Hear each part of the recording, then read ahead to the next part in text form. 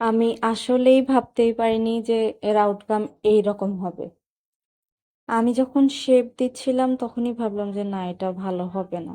তারপর ভাবলাম যে আগেই কেন এরকম করতেছে, আগে আঁকাই তো, তারপরে দেখি যে কেমন হয়।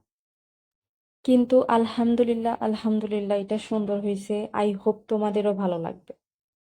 সেই দিন আমি একটা লিপস আর্ট করতেছিলাম, ওইটার রং আমি মিক্স করতে পারি নাই।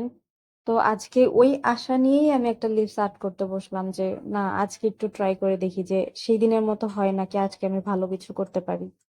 তো তোমরা দেখতেইছো আসলে এটা কেমন আসছে। সো আমি এগুলাতে অনেকগুলা কালার ইউজ করেছি। ব্ল্যাক কালার, রেড কালার, একটা স্কিন কালার ছিল। আসলে এই লিপসটার শেপ যেন কেমন ছিল, মানে একপাশে উঁচু করা ছিল তো ঠোঁটটা, এই জন্য আমি একটু কনফিউজড ছিলাম যে আসলে এটা কেমন হবে।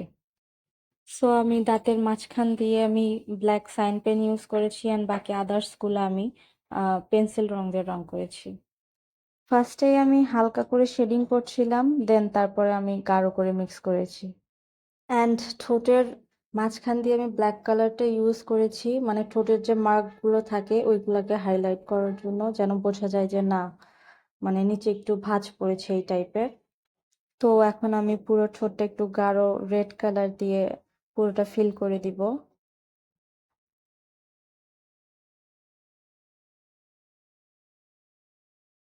দেন আমি দাঁতের মাঝখান দিয়ে হালকা ব্ল্যাক কালার ইউজ করছিলাম, একদমই হালকা, জাস্ট শেডিং করছিলাম যেন দেখতে একটু রিয়েলিস্টিক লাগে। আমার কাছে পেন্সিল ছিল না, তাই আমার ব্ল্যাক কালার দিয়ে এটা করা লাগছে। যদি পেন্সিল থাকতো এটা হয়তো আরো একটু ভালো আসতো, আরো একটু হালকা হতো, কিন্তু কালারটা হালকা হচ্ছিল না, তাই আমি জাস্ট হালকা করে শেডিং করেছি। দেন আমি হাইলাইটার পেন দিয়ে হাইলাইটার করে দিলাম। দাঁতের মাঝখানে যেহেতু আমি ওটা শেডিং ভালোভাবে করতে পারি নাই, তাই আমি হাইলাইটার ইউজ করতে পারি নাই, কিন্তু আদার সাইডগুলোতে আমি হাইলাইট করে দিয়েছি। অ্যান্ড নিচে আমি হচ্ছে আউটলাইনার করে দিয়েছি রেড কালার দিয়েই।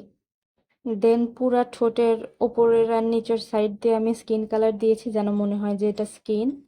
আর নিচে আমি ব্ল্যাক কালার দিয়ে শ্যাডো করে নিয়েছি, যেন দেখে রিয়েল রিয়েল মনে হয় যে নিচে একটা ছায়ার মতো ভাব পড়েছে। দেন আমি সাইন করে দিলাম। এটা কিন্তু আমি আঁকাইছি, হ্যাঁ। সো আল্লাহ হাফেজ।